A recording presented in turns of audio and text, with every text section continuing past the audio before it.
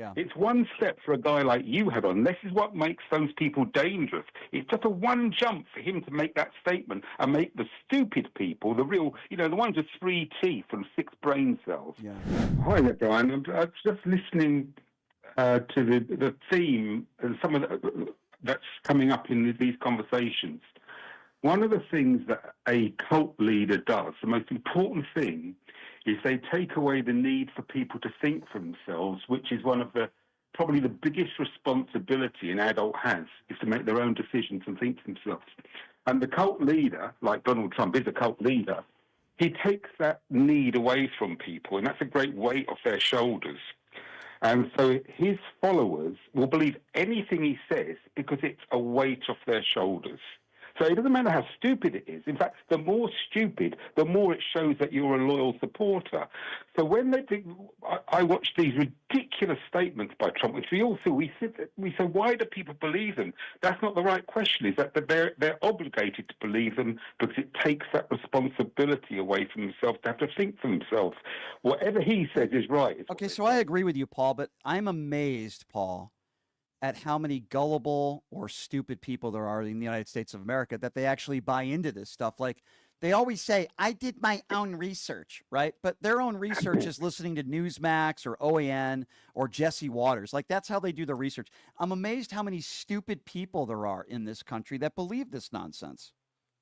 Yeah, but then you get a conduit. Like the guy you had yesterday, he sounds smart. So the people you're talking about, the real dumbos, say, well, I got my information from him because he's like a conduit between the stupid stuff.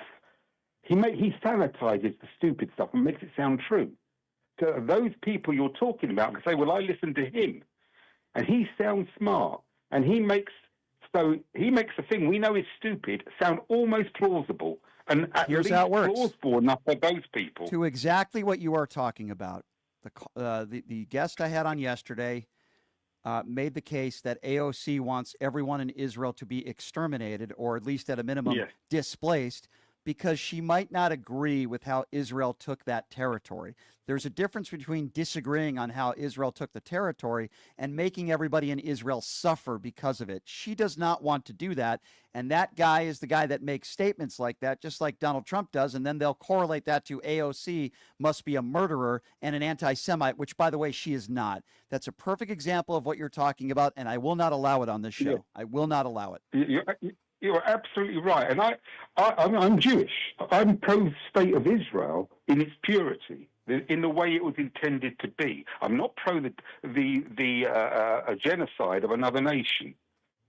So in that sense, and I'm sure that's largely what AOC is like. I do not believe she wants to wipe out Israel. No, she doesn't. It's one step. Yeah. It's one step for a guy like you had on. This is what makes those people dangerous. It's just a one jump for him to make that statement and make the stupid people, the real, the ones with 3 teeth and 6 brain cells. Yeah. It's then one step for him to sanitize that statement and make them think it's true. Well, you're right. And that's the entire MAGA Republican Party today, my friend. Paul, it's so good to hear from you calling from the UK, and I love it when you call in, and I really appreciate your calls. You're absolutely right. The step that they make, I remember when Maxine Waters said we need to get in their face. And they turned that into, well, Maxine Waters is responsible for all the Black Lives Matter violence that took place. Being confrontational with somebody does not mean beating police officers, okay? Now, you might say to yourself, well, Brian, Donald Trump didn't incite the insurrection. Okay, let me ask you all MAGA idiots a question. If Maxine Waters didn't say get confrontational, do the Black Lives Matter protests still happen? Yes, of course they do. Does the violence still happen, which I don't condone? Yes, of course it does. If Donald Trump concedes the 2020 election and doesn't say the election was stolen, does January 6th still happen? Of course the answer is no.